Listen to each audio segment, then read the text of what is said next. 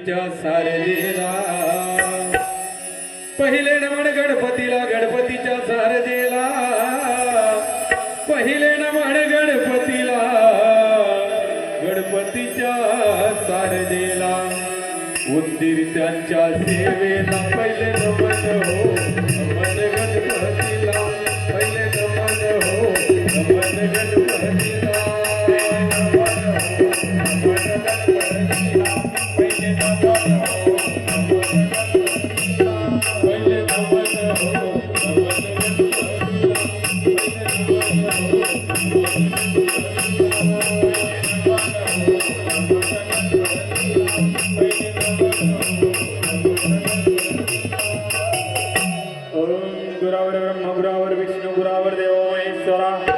गुरावर साक्षात परब्रह्म तस्मै श्री गुरुवे नमः.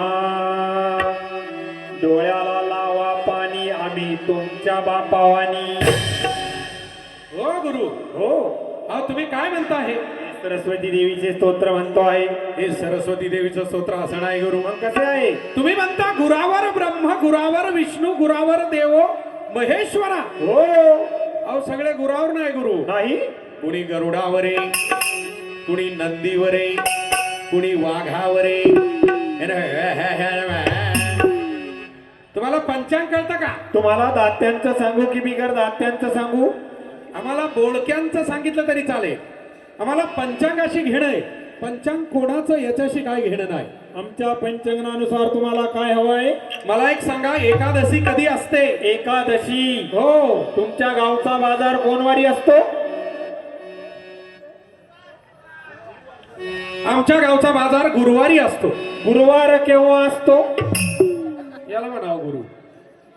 गुरुवार बुधवारच्या 15 दिवसांनी असतो. ज्या दिवशी हो तुमच्या गावच्या बाजारामध्ये रंताळे विकायला येतील बर. त्याच्या दुसऱ्या दिवशी एकादशी समजायची. म्हणजे घ्या, ज्या दिवशी आपल्या गावच्या बाजारात रताळ विकायला येतील त्याच्या दुसऱ्या दिवशी एकादशी. म्हणजे यांच्या हिशोबाने आपल्या भागात दर शुक्रवारची एकादशी पडत. हरितालिका जरी असली रताळ आले आपण समजायचं एकादशी आहे.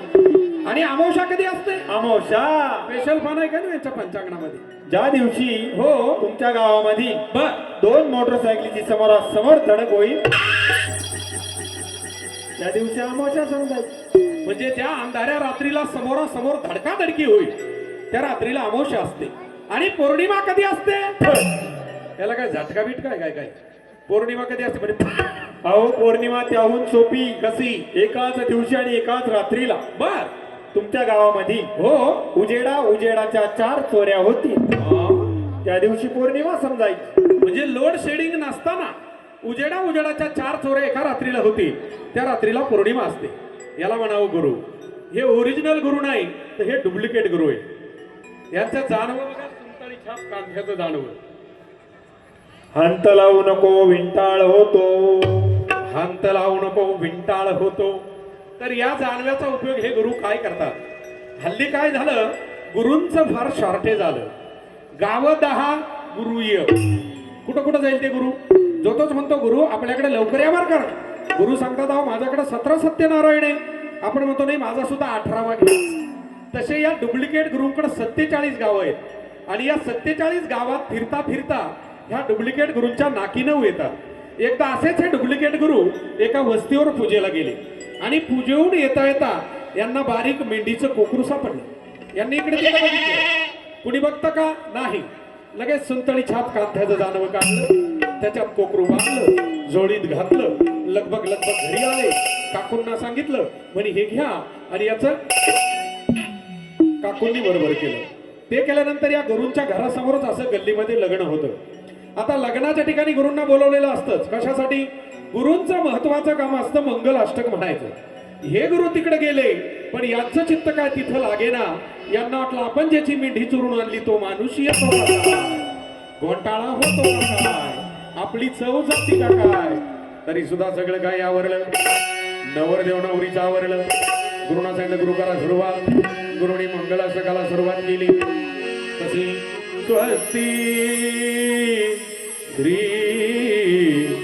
गणनायक गजमुख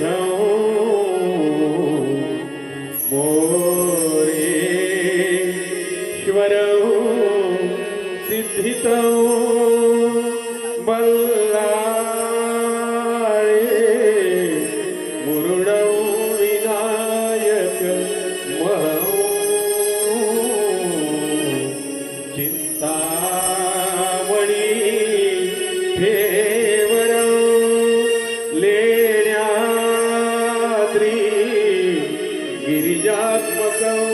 सुरवरं विघ्नेश्वरं ओझरं ग्रामोरा जनसंस्थितो गणपती कुर्यात् सदा मंगलं वधूवर्य शुभं वधू शुभलग्न आणि पहिलं मंगल अष्टक संपलं आणि दुसऱ्या मंगल अष्टकाला सुरुवात करायची तर यांनी ज्याची मेंढी चोरून आणली तो माणूस आला आणि या डुप्लिकेट गुरुच्या दारात चक्रा मारायला लागला. गुरुंचं लक्ष तिकडे गेलं. यांना वाटलं आता काहीतरी घोटाळा झाल्याशिवाय राहत नाही. या डुप्लिकेट गुरूंनी काय केलं, मंगल अष्टकाची चाल बदलली आणि आपल्या बायकोला आणि पोराला हाका मारायला सुरुवात केली. कशी? केशवा माधवा ऐक प्रिय सजनी जाती